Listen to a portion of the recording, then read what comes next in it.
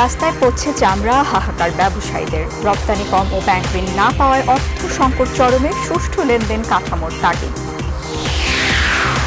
24 ঘন্টায় দেশে শনাক্ত ও মৃত্যু বেড়েছে, আক্রান্ত হার 24% বেশি। অগস্টে আরও বাড়ার শঙ্কা, বিশ্বে বাড়ছে প্রাদুর্ভাব, মৃত্যু 7 লাখ। ব্রেক্সিট ট্রায়ালে প্রতিষ্ঠানগুলোর সাথে যোগাযোগ সরকারের। মানবদেহ পরীক্ষার অনুমতি ভারতে, মাসে 10 লাখ টিকা উৎপাদনে যাবে রাশিয়া। পানিবন্দী ঢাকার কয়েক লাখ মানুষ, খোঁজ নেই জনপ্রতিনিধিদের।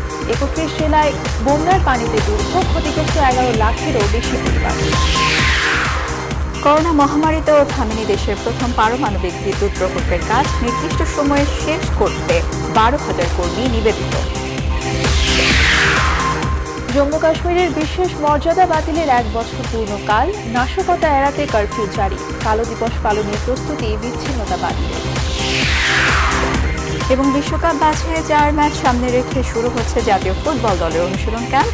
যোগ দেওয়ার আগে ফুটবলারদের করোনা পরীক্ষা।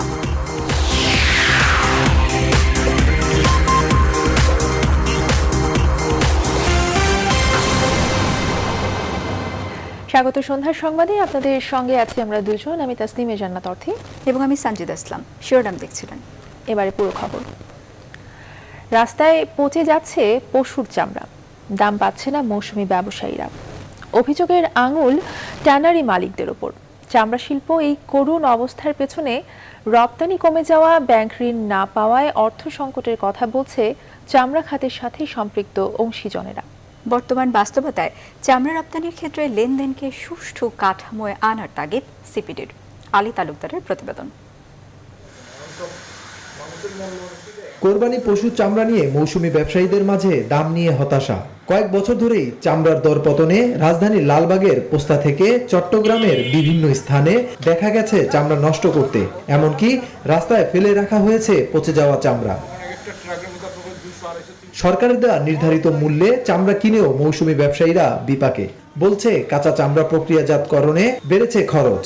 করোনার প্রভাব আর আন্তর্জাতিক বাজারে রপ্তানি কমে যাওয়ার প্রভাবকেও দায়ী করছেন অনেকে। আমাদের কাছে তো বিক্রি করতে হবে, আমাদের খরচ আছে, আমাদের খরচ বাদ দিয়ে আমরা খরিদ্দারি করব। আমি যদি বিক্রি করে 50 টাকা লাভ পাই তাহলে তো কিনবো চামড়াটা। মাল বিক্রি নেই তো আমাদের, তারপরে দিয়ে সরকার যে রেট দিচ্ছে এর চেয়ে আমরা অনেক বাড়তি দিয়ে মাল কিনছি। Bangladesh hide and skin merchants অ্যাসোসিয়েশনের সাধারণ সম্পাদক বলছেন, ট্যানারি মালিকদের কাছে বকেয়া টাকা না পাওয়ার ধারাবাহিকতায় চামড়া শিল্পের এই করুণ অবস্থার অন্যতম কারণ। ওরা যদি শত শত কোটি টাকা আমাদের রেখে দেয়, এটা তো আর আমরা পারি না, চামড়া তো কিনতে পারে না কেউ। আপনি ক্যাশ টাকার যোগান কয়টা লোক দিতে পারে? অন্যদিকে করোনার কারণে আন্তর্জাতিক বাজারে চামড়া শিল্পে প্রভাব আর ব্যাংক ঋণ না পাওয়ার কারণ তুলে ধরছেন ট্যানার্স অ্যাসোসিয়েশন। 19-20 এসে দাঁড়িয়েছে $98 মিলিয়ন, প্রায় 50% মতো আমাদের রপ্তানি আদেশ বাদ হয়ে গেছে, কমে গেছে। অর্থ সংকটের কারণে আমরা আসলে ওইভাবে পেমেন্টগুলি করতে পারি।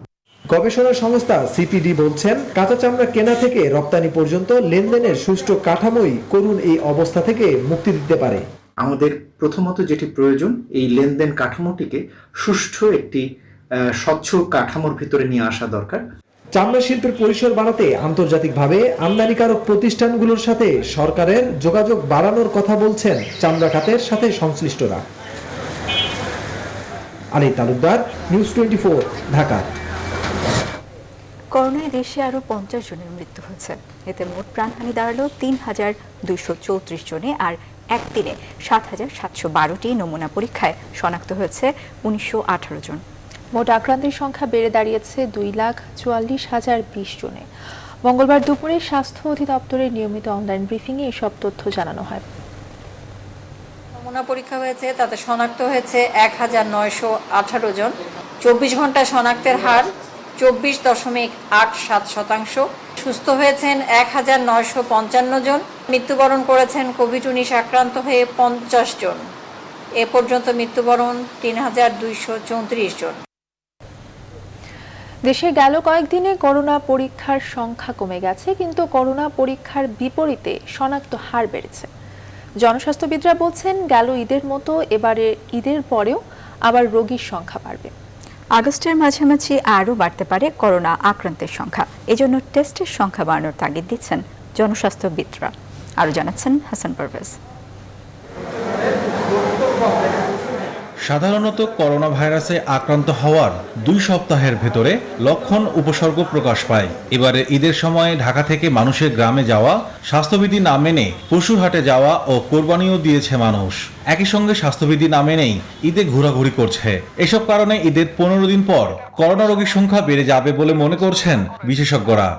ছুটিতে মানুষের ঢল নেমেছে চলাচলের, কেউ যাচ্ছে কেউ আসছে, সুতরাং সংক্রমণ এখন যে বাড়ছে এটা আরো বাড়বে, তবে কি হারে বাড়বে সেটা দেখার বিষয়, এবং অবশ্যই সংক্রমণের হারও বাড়বে। স্বাস্থ্য অধিদপ্তরের তথ্য অনুযায়ী গত 4 দিন ধরে করোনা পরীক্ষার সংখ্যা কমে গেছে। গত 3 মাসের মধ্যে সর্বনিম্ন করোনা পরীক্ষা হয়েছে গেল রোববার মাত্র 3684টি। এদিকে করোনা পরীক্ষার বিপরীতে গত 4 দিনে শনাক্তের হার বেড়ে গেছে। এখন পর্যন্ত শনাক্তের হার গড়ে 20.31%। তবে গত 4 দিন ধরে পরীক্ষার বিপরীতে শনাক্তের হার 24, 24 ও 24%। এখন টেস্ট কমছে, সুতরাং সংক্রমণের হার বাড়ছে।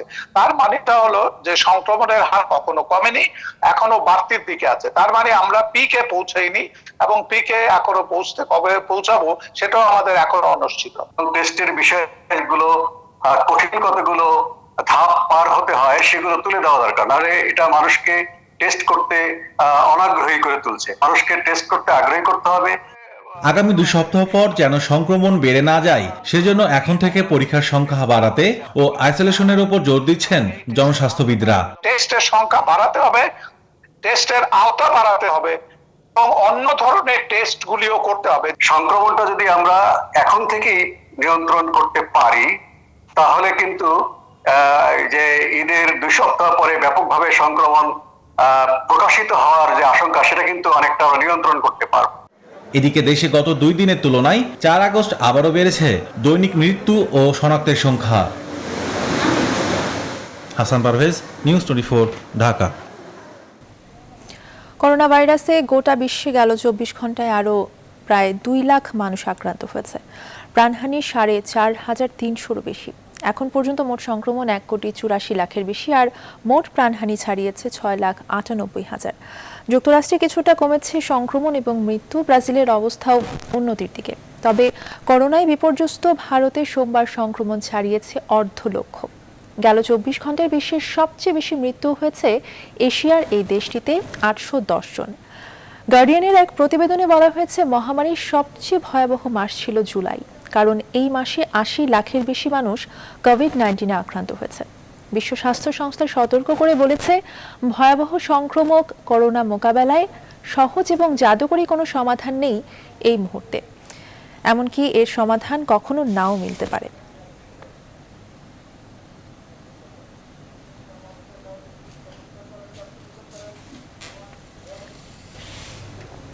বিশ্বের যেসব দেশ বা সংস্থা করোনা ভাইরাসের ভ্যাকসিন নিয়ে কাজ করছে তাদের সবার সঙ্গে যোগাযোগ রাখছে সরকার। মঙ্গলবার কথা জানান স্বাস্থ্য সচিব আব্দুল মান্নান। সচিবালয়ের সাংবাদিকদের স্বাস্থ্য সচিব আরও জানান, চীনের বেসরকারি কোম্পানি সাইনোভ্যাক তাদের ভ্যাকসিনের 3য় ধাপের পরীক্ষা বাংলাদেশের কোভিড-19 হাসপাতালে কাজ করা স্বাস্থ্যকর্মীদের উপর চালাতে চায়, আর এই জন্য ICDDRB'র মাধ্যমে স্বাস্থ্য মন্ত্রণালয়ের কাছে প্রস্তাব দিয়েছে প্রতিষ্ঠানটি। তিনি জানান, প্রস্তাব পরীক্ষা নিরীক্ষা করে দেখা হচ্ছে। এই স্টাডি করে একটি উচ্চ পর্যায় থেকে সিদ্ধান্তের প্রেক্ষিতে ICDDRBকে আমরা জানিয়ে দেব যে সরকার এইভাবে এই কাজটি করতে চায়। এটা যে ধরনের সিদ্ধান্তই হোক, এটি ICDDRBকে আমরা জানাবো। শুধুমাত্র সাইনোভ্যাক কোম্পানির উপরে নির্ভর করে কিন্তু আমরা থাকবো না। অক্সফোর্ড ইউনিভার্সিটি করছে, রাশিয়া করছে, পৃথিবীর যেখানেই ভ্যাকসিন নিয়ে কাজ করছে সেই প্রত্যেকটি জায়গায় আমরা যোগাযোগ অব্যাহত রাখছি। 2 ধরনের অ্যান্টিবডির মিশ্রণ প্রয়োগে প্রাণীদেহে প্রতিরোধ করা যাচ্ছে করোনা ভাইরাস, এমন দাবি করেছে মার্কিন বায়োটেক কোম্পানি রেজেনারন ফার্মাসিউটিক্যালস। এই মিশ্রণ মানবদেহ আশানুরূপ ভূমিকা রাখবে বলেই আশাবাদী তারা। ভারতে মানুষের শরীরে অক্সফোর্ডের করোনা ভ্যাকসিনের ট্রায়ালের অনুমোদন দিয়েছে মোদি প্রশাসন, আর আগামী বছর থেকেই প্রতি মাসে কয়েক লাখ ডোজ করোনা ভ্যাকসিন তৈরি করা হবে বলে জানিয়েছে রাশিয়া। নিবিড় আহমেদের ডেস্ক রিপোর্ট। শুধুমাত্র একটি নয়, এবার 2টো অ্যান্টিবডির মিশ্রণের মাধ্যমে বানর ও ইঁদুরের শরীরে করোনা ভাইরাস প্রতিরোধ করার দাবি করল রেজেনারন ফার্মাসিউটিক্যালস। মার্কিন এই বায়োটেক কোম্পানির মতে করোনায় মারাত্মকভাবে আক্রান্ত প্রাণীদের দেহ থেকে ব্যাপক হারে ভাইরাসের সংক্রমণ প্রায় পুরোপুরি দমাতে সক্ষম হয়েছে দুটো মনোক্লোনাল অ্যান্টিবডির এই ককটেল। অদূর ভবিষ্যতে এই ককটেলটি মানবদেহেও কার্যকর হবে বলে আশাবাদী কোম্পানিটির শীর্ষ গবেষকরা। করোনা প্রতিরোধে মনোক্লোনাল অ্যান্টিবডি থেরাপির সাফল্যের ব্যাপারে অনেকটাই নিশ্চিত যুক্তরাষ্ট্রের শীর্ষ সংক্রমণ রোগ বিশেষজ্ঞ ডক্টর অ্যান্থনি ফাউসি। মারাত্মকভাবে সংক্রমণ বাড়তে থাকায় এবার ভারতে মানবদেহে অক্সফোর্ডের করোনা টিকার ট্রায়াল করতে অনুমোদন দিয়েছে মোদি প্রশাসন। করোনা ভ্যাকসিনের ট্রায়াল করতে ছাড়পত্র পেয়েছে সেরাম ইনস্টিটিউট অফ ইন্ডিয়া। দেশটির আরেকটি ওষুধ কোম্পানির সঙ্গে কোভিড-19 ভ্যাকসিন উৎপাদনের চুক্তি করেছে ফার্মাসিউটিক্যাল জায়ান্ট অ্যাস্ট্রাজেনেকা ও অক্সফোর্ড ইউনিভার্সিটি। এদিকে প্রাথমিক হিসেব অনুযায়ী চলতি বছর কয়েক হাজার এবং আগামী বছরের প্রথম থেকেই প্রতি মাসে কয়েক লাখ ডোজ করোনা ভ্যাকসিন তৈরির কথা জানিয়েছে রাশিয়া। তবে রুশ শিল্প ও বাণিজ্য মন্ত্রী ডেনিস মেন্তুরভ জানান, স্বাস্থ্যসেবা ব্যবস্থার প্রয়োজনীয়তার উপরেই নির্ভর করবে ভ্যাকসিনের সার্বিক উৎপাদন। নিবির আমিন, নিউজ 24। এক মাসেরও বেশি সময় ধরে পানিবন্দী দুর্বিসহ দিন পার করছেন ঢাকা উত্তর সিটি কর্পোরেশনের ৪২ নম্বর ওয়ার্ডের বাসিন্দারা। কোনো আশ্রয় কেন্দ্র না থাকায় নবজাতক শিশু আর বৃদ্ধদের সহ পানিতে ডোবার ঝুঁকি নিয়েই বসবাস করছে হাজারো মানুষ। কখনো সাপ, বিষাক্ত পোকামাকড় আর নানা পানিবাহিত রোগে আক্রান্ত হচ্ছে এখানকার মানুষজন। দীর্ঘদিন বন্যা কবলিত থাকলেও খোঁজ নেয়নি কেউ। আরও জানাচ্ছেন মারুফা রহমান। ফকিরখালীর বানভাসী এক বাড়িতে কয়দিন আগেই জন্ম নিয়েছে এক ফুটফুটে কন্যা শিশু তাবাসসুম। ঘর ভরা বানের পানির মধ্যে তার জন্মের দিনটি ছিল খুবই উদ্বেগের। অভাবের সংসারে বন্যা আর করোনা যেন এনে দিয়েছে আরও অভাব। পুষ্টিকর খাবারের অভাবে বুকে দুধ নেই মা শিল্পী আক্তারের। হঠাৎ রাত্রে আমার এই অবস্থা, তখন টেনশনে তো মনে করেন আমি অনেক দুর্বল, আরো মনে থেকেও দুর্বল হয়ে গেছি। পুষ্টিকর খাবার, ভালো কোনো খাবার আমি খেতে পারছি না, এর জন্যই আমার বাচ্চার এই দুধের অভাব। শিল্পী আক্তারের আশপাশের প্রতিবেশীরাও বানের পানির সাথে দিন-রাত লড়াই করছে। সাপ, জোঁক আর বিষধর পোকামাকড় ছাড়াও সারাক্ষণ শিশুদের দেখে রাখতে হচ্ছে পানিতে ডুবে যাওয়ার ভয়ে। পোকামাকড়ের সাথেই আমাদের থাকা লাগতেছে। এখন কি করব, আমরা কই যাব? আমাদের তো ভালো একটা আশ্রয় কেন্দ্রও নাই। দুইজন অসুস্থ হয়ে রয়েছে, পাতলা পায়খানা, বমি এই রাত্রে শুরু হয়ে গেছে। এই পানি দায়িত্ব যাই আইয়া। রাজধানীর সিটি কর্পোরেশনের অন্তর্ভুক্ত এলাকার লোকজনের ক্ষোভ আর অভিমান, গত এক মাসেও তাদের খোঁজ নেয়নি কেউ। কমিশনার সাহেব আসছিল ঈদের আগে, কিছু ত্রাণ বিতরণ করছে, আর মেয়র সাহেব আজ পর্যন্ত আসে নাই। দরকার হইলে আর আসে, দরকার ছাড়া তো আর আসে না কেউ। অন্তত একবার এসে দেখা উচিত যে আসলে তার ওয়ার্ডের লোকজন কিভাবে আছে, তারা কিন্তু আসে না। আর ত্রাণের কথা তো অনেক দূরের কথাই। এদিকে বিকল্প কোনো আশ্রয় কেন্দ্র না থাকা আর বন্যা পরিস্থিতির কোনো উন্নতি না হওয়ায় দিনে দিনে মনোবল ভেঙে যাচ্ছে পানিবন্দী মানুষের। তারা বলছে, বেড়িবাঁধ হলেই কেবলমাত্র বন্যার হাত থেকে বাঁচতে পারবে রাজধানীর বেড়াইদের মানুষ। মারুফা রহমান, নিউজ 24, ঢাকা। এদিকে 3 দফা বন্যায় পানিবন্দী 31 জেলার অর্ধ কোটি মানুষ। বানভাসীদের হাতে কাজ নেই, নগদ টাকাও নেই। সব মিলিয়ে অভাব অনটনে দিশেহারা বন্যার্তরা। বন্যা কবলিত এলাকায় দেখা দিয়েছে তীব্র বিশুদ্ধ পানি ও খাবার সংকট। ছড়িয়ে পড়েছে পানিবাহিত নানা রোগ। প্রতিনিধিদের তথ্যচিত্রের ডেস্ক রিপোর্ট। জামালপুরে যমুনার পানি কমতে থাকায় বন্যা পরিস্থিতির কিছুটা উন্নতি হয়েছে। তবে ধীরগতিতে পানি নামার কারণে এখনও অনেকে রয়েছে বন্যা নিয়ন্ত্রণ বাঁধ, রাস্তার পাশে, আবার কেউ আশ্রয় নিয়েছে ব্রিজের উপরে। দীর্ঘস্থায়ী বন্যা ও করোনার কারণে কাজকর্ম না থাকায় পরিবার পরিজন নিয়ে মানবেতর জীবনযাপন করছেন বানভাসীরা। কুড়িগ্রামে ধরলা ও ব্রহ্মপুত্রের পানি কিছুটা কমলেও বিপদসীমার ওপর দিয়ে প্রবাহিত হচ্ছে। তবে নিম্নাঞ্চলের বাড়িঘর এখনও পানির নিচে, রাস্তা কিংবা মাঠঘাটও জলমগ্ন। টানা 1.5 মাসের বেশি সময় ধরে বানের পানি থাকায় চরম কষ্টে দিন কাটাচ্ছেন বানভাসীরা। বন্যা দুর্গত এলাকায় ছড়িয়ে পড়েছে পানিবাহিত নানা রোগ। পানি মেরে চলার কারণে হাত পা গা উঠে গেছে। গরু বাছুরের এদিকে রোগ ব্যাধি বৃদ্ধি হয়েছে। ডায়রিয়া, কলেরা এবং পানিবাহিত রোগগুলো বিস্তার লাভ করতে পারে এবং সেই জন্য আমাদের কমিউনিটি লেভেলে 85টি টিম প্রস্তুত রয়েছে। এবারের বন্যায় আউশ ধান, আমনের বীজতলা এবং সবজি ক্ষেত বানের পানিতে ভেসে গেছে। এতে বিপাকে পড়েছেন কৃষকরা। গাইবান্ধায় নদ নদীর পানি কমতে শুরু করেছে। এতে বন্যা পরিস্থিতির কিছুটা উন্নতি হয়েছে। তবে বানভাসীদের অভিযোগ, দীর্ঘদিন বেকার থাকায় আর্থিক সংকটে দিন কাটাচ্ছেন তারা। আমরা তো পয়সা মুড়তেছি, কোনো জায়গা পাইতেছি না। পানি তো অভাব, টিউবওয়েল, দুই পাশে পানি, এই পানি খাই। ফরিদপুরে পদ্মার পানি এখনও বিপদসীমার ওপরে। তবে বিভিন্ন স্থান থেকে বানের পানি নেমে যাওয়ায় বসত বাড়িতে ফিরতে শুরু করেছেন অনেকেই। তবে চরাঞ্চলের বেশিরভাগ স্থান এখনও পানির নিচে। Desk report, news 24। করোনা যুদ্ধে স্বেচ্ছাসেবী হিসেবে কাজ না করেই কোভিড যোদ্ধা হিসেবে বিশেষ বিবেচনায় মেডিকেল টেকনোলজিস্ট হিসেবে নিয়োগ পেয়েছেন বেশ কয়েকজন চিকিৎসক এবং টেকনোলজিস্ট নেতারা বলছেন, স্বাস্থ্য খাতের সিন্ডিকেট এবং অর্থ এবং ক্ষমতার অপব্যবহার করে মূল তালিকায় কিছু মানুষের নাম ঢুকিয়েছে। তবে স্বাস্থ্য অধিদপ্তরের দাবি, নিয়োগ প্রক্রিয়া নিয়ম মেনেই হয়েছে। বিস্তারিত আশিকুর রহমান শ্রাবণের অনুসন্ধানী রিপোর্টে। করোনা সংকটের শুরুর দিকে টেস্ট নিয়ে হাহাকার তৈরি হয়। তখন স্বেচ্ছাসেবী হিসেবে কিছু মেডিকেল টেকনোলজিস্ট এগিয়ে আসেন। সম্প্রতি 145 জন টেকনোলজিস্ট নিয়োগের তালিকায় তাদের বেশিরভাগেরই নাম আছে।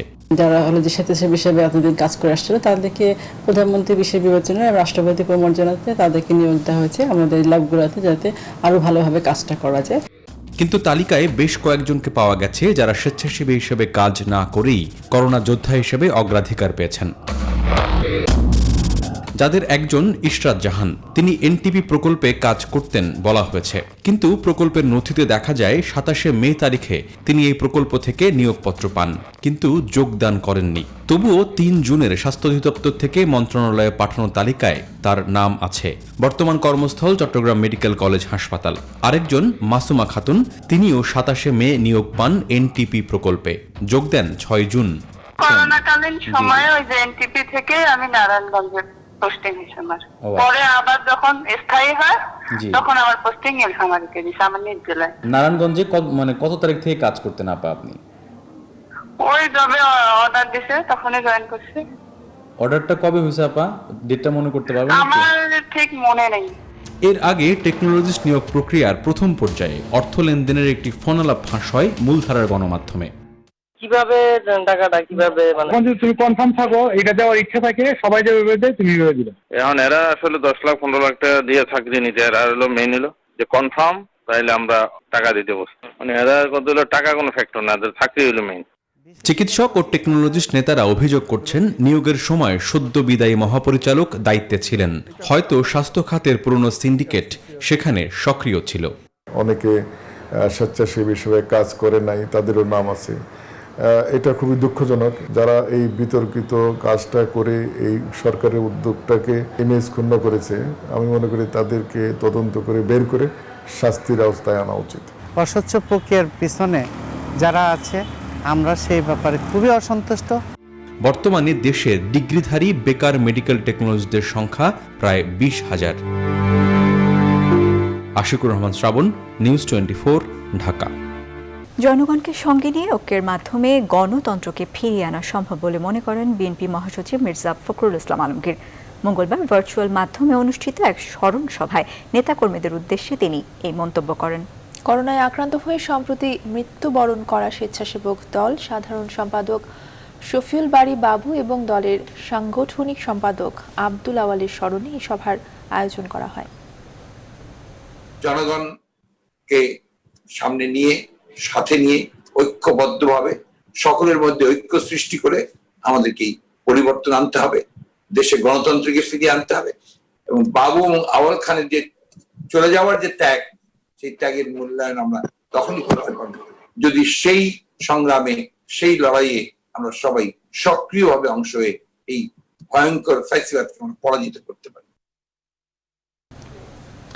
জেকেজির মামলায় আগামীকাল আদালতে অভিযোগপত্র দেবে পুলিশ। এই প্রতারণায় 6 জনের জড়িত থাকার প্রমাণ পেয়েছে পুলিশ। মঙ্গলবার দুপুরে ডিএমপির মিডিয়া সেন্টারে সাংবাদিকদের সঙ্গে আলাপকালে কথা জানান অতিরিক্ত কমিশনার আব্দুল বাতেন। জেকেজির বিরুদ্ধে ওঠা অভিযোগের প্রমাণও পেয়েছে পুলিশ। এ অভিযোগ আদালতে প্রমাণিত হলে দোষীর 7 বছরের সাজা হতে পারে। মামলা, সেই মামলা আজকে 1 মাস 13 দিন আমরা এটা তদন্ত করে চার্জশিট প্রস্তুত করেছি। আগামীকালকে এটার চার্জশিট আমরা কোর্টে দাখিল করব। তদন্তকালে আমরা মোট 6 জনের সম্পৃক্ততা পেয়েছি, তার মধ্যে সাবরিনা এবং আরিফুল 2 জন সহ। ঈদুল আজহার ছুটি কাটিয়ে রাজধানীতে ফিরছে মানুষ। মঙ্গলবার সকাল থেকে সড়ক ও রেল পথের তুলনায় নৌপথে বেশি আসতে দেখা যায়। সদরঘাট লঞ্চ টার্মিনালে যাত্রীরা জানান মানুষের চাপ কম থাকলেও স্বাস্থ্যবিধি মানছেন না বেশিরভাগই। অভিযোগ রয়েছে গণপরিবহনে ভাড়া আদায় করা হচ্ছে 2 থেকে 3 গুণ বেশি।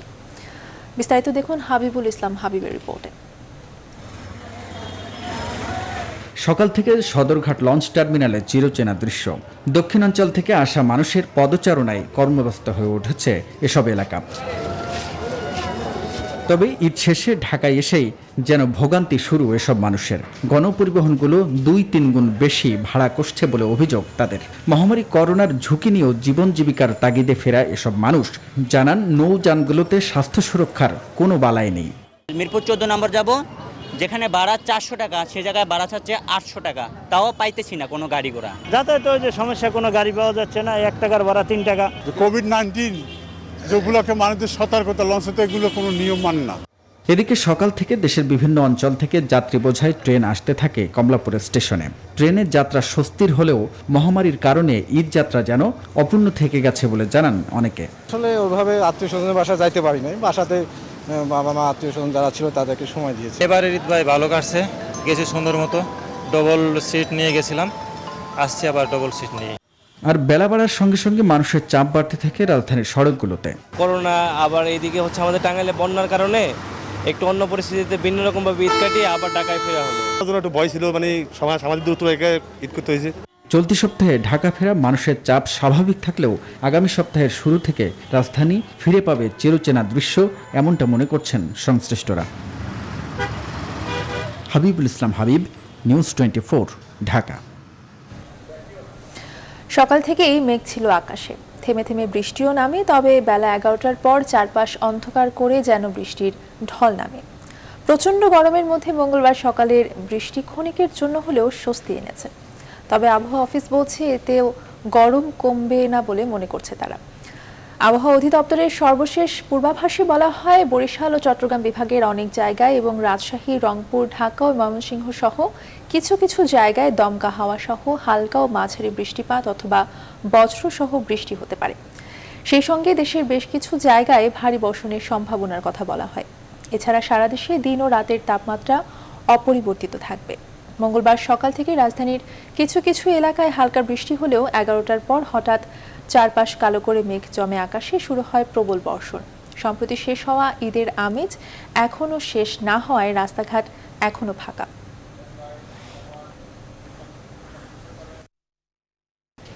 চট্টগ্রাম সিটি কর্পোরেশনের মেয়র পদ শূন্য ঘোষণা করা হয়েছে, আর প্রশাসক পদে নিয়োগ পেয়েছেন খোরশেদ আলম সুজন।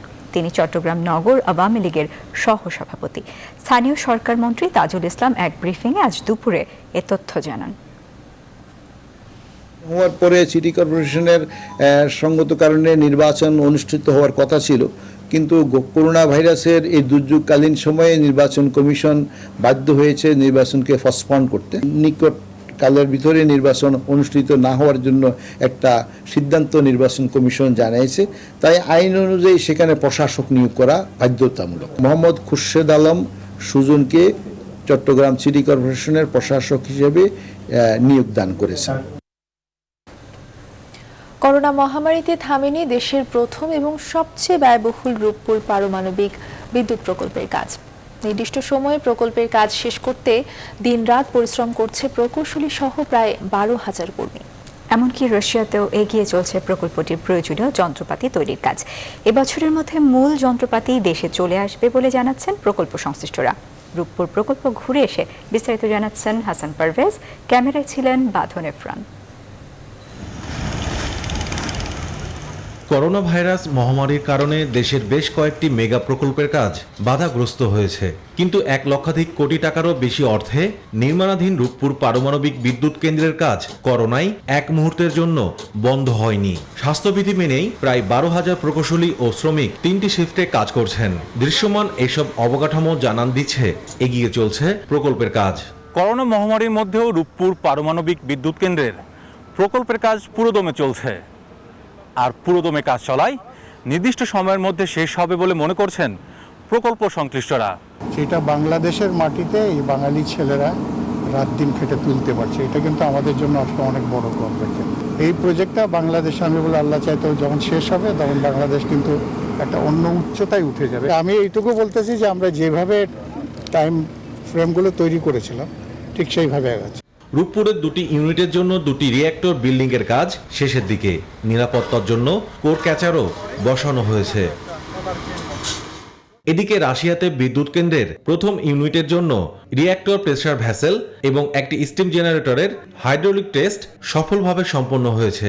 এছাড়া প্রথম ইউনিটের 4টি স্টিম জেনারেটরের নির্মাণ কাজ শেষ হয়েছে। আমাদের শিডিউল অনুসারে যত গুরুত্বপূর্ণ এলটিএমই ইকুইপমেন্ট বাংলাদেশে আসার কথা এই বছরের মধ্যে সবগুলি আসছে। অনেক যন্ত্রপাতি ইতিমধ্যে বসে গেছে, কিছু বসার অপেক্ষায় আছে, কিছু আসছে। সুতরাং রিঅ্যাক্টর বিল্ডিং 1-এর অনেক যন্ত্র ইতিমধ্যে বসে গেছে। অবশ্যই আমরা করোনার মহামারীর মধ্যে চ্যালেঞ্জ নিয়ে কাজ করছি, কিন্তু প্রকল্পের কাজ এগিয়ে চলছে। এখন পর্যন্ত প্রকল্পে কোনো নেতিবাচক প্রভাব পড়েনি। সব ধরনের গাইডলাইন মেনেই সবাই কাজ করছে। মোট 2400 মেগাওয়াট বিদ্যুৎ উৎপন্ন হবে রূপপুর পারমাণবিক বিদ্যুৎ কেন্দ্র থেকে। প্রকল্প সংশ্লিষ্টরা বলছেন 2023 সালের প্রথম ভাগেই বিদ্যুৎ কেন্দ্রটির 1200 মেগাওয়াট ক্ষমতার প্রথম ইউনিটের বিদ্যুৎ জাতীয় গ্রিডে পরীক্ষামূলকভাবে সরবরাহ করা হবে। হাসান পারভেজ, নিউজ 24, ঈশ্বরদী, পাবনা। এবারে আন্তর্জাতিক প্রসঙ্গ। আগামীকাল 5 অগস্ট জম্মু কাশ্মীরের বিশেষ মর্যাদা বাতিলের 1 বছর পূর্ণ হচ্ছে। দিনটি ঘিরে যে কোনো ধরনের নাশকতা এড়াতে মঙ্গলবার সেখানে জারি করা হয়েছে কারফিউ। কালো দিবস পালনের প্রস্তুতি নিচ্ছে কাশ্মীরের বিচ্ছিন্নতাবাদীরা। এদিকে কাশ্মীরকে আবারও নিজেদের অংশ দাবি করে পাকিস্তানের পররাষ্ট্রমন্ত্রী বলেন, মুসলিম অধ্যুষিত এই অঞ্চলটি একদিন তাদের অধীনেই আসবে। আসমাতুলির ডেস্ক রিপোর্ট। গেল বছরে 5 অগস্ট ভারতীয় সংবিধানের 370 ধারা বিলোপের মাধ্যমে ভারত নিয়ন্ত্রিত জম্মু কাশ্মীরে বিশেষ মর্যাদা কেড়ে নেয় মোদী সরকার। সেই সঙ্গে জম্মু কাশ্মীর ও লাদাখকে পৃথক আলাদা অঞ্চল ঘোষণা করে দিল্লি। ভারতের একমাত্র মুসলিম অধ্যুষিত রাজ্যটিতে সে সময় উত্তেজনা দমাতে জারি করা হয়েছিল দীর্ঘ কারফিউ।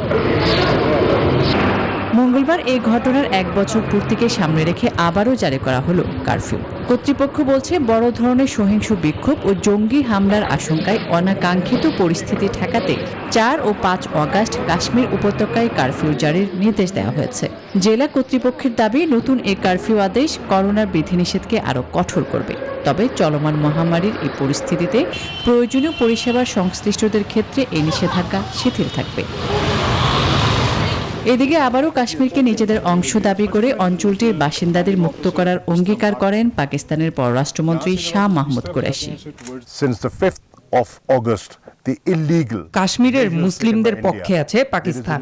আমরা অঙ্গীকার করছি, একদিন ভারতের রাহু মুক্ত করে কাশ্মীরিদের মুক্ত করে পাকিস্তানের অধীনে নিয়ে আসব। সেই সঙ্গে অঞ্চলটিকে অন্যায়ভাবে দখল করার অভিযোগে ভারতের বিরুদ্ধে আন্তর্জাতিক তৎপরতা চালানোর কথাও জানান তিনি। আসমাতুলি, নিউজ 24। এবারে খেলার খবর। বিশ্বকাপ বাছাই পর্বের বাকি 4 ম্যাচকে সামনে রেখে কাল থেকে শুরু হচ্ছে জাতীয় ফুটবল দলের অনুশীলন ক্যাম্প। মোট 3 ধাপে যোগ দেবেন ফুটবলাররা। প্রথম ধাপে যোগ দেবেন 12 ফুটবলার। আবাসিক ক্যাম্পে যোগ দেওয়ার আগে ফুটবলারদের করানো হবে করোনা পরীক্ষা। মাহফুজুল ইসলাম জানাচ্ছেন বিস্তারিত। কাতারের বিপক্ষে ঘরের মাঠে দুর্দান্ত পারফরমেন্স, সাথে ভারতের বিপক্ষে জিততে জিততে ড্র করে ফেরা ম্যাচগুলো এখনো ফুটবল প্রেমীদের মনে দাগ কেটে আছে। করোনার কারণে বিশ্বকাপ বাছাইয়ের সব ম্যাচ স্থগিত হয়ে যাওয়ার পর আবারও ব্যস্ত হচ্ছে জাতীয় দল। স্বাস্থ্যবিধি মেনে 3 ধাপে যোগ দেবেন ফুটবলাররা। প্রথম দিন যোগ দেবেন 12 ফুটবলার, করানো হবে করোনা পরীক্ষা। এরপর সন্ধ্যায় পরীক্ষার ফলাফল পাওয়ার পর নেওয়া হবে সারা রিসোর্টে। একইভাবে 6 আগস্টে, 12 ও 7 আগস্ট একই প্রক্রিয়ায় যোগ দেবেন 7 ফুটবলার। এদিকে জাতীয় দলের অধিনায়ক জামাল ভুঁইয়া ফ্লাইট জটিলতায় এখনও দেশে ফিরতে পারেননি। একই অবস্থা নতুন ডাক পাওয়া ফিনল্যান্ড প্রবাসী তারেক কাজীর। কোচ জেমিডে কবে নাগাদ দলের সাথে যোগ দিবেন সে কথা বলা কঠিন, তবে বাংলাদেশে আসার সুবিধামতো ফ্লাইট পেলেই উড়াল দেবেন জামাল ভুঁইয়াদের কোচ, সে কথা স্বয়ং জেমিডে নিজেই জানিয়েছেন। বাছাই পর্বে বাংলাদেশের বাকি আর 4 ম্যাচ। জামাল ভুঁইয়াদের পরবর্তী ম্যাচ ঘরের মাঠে 8 অক্টোবর আফগানিস্তানের বিপক্ষে। মাহফুজুল ইসলাম, নিউজ 24। আর এই ছিল সন্ধ্যা সংবাদের আয়োজনে। এতক্ষণ সঙ্গে থাকার জন্য ধন্যবাদ সবাইকে।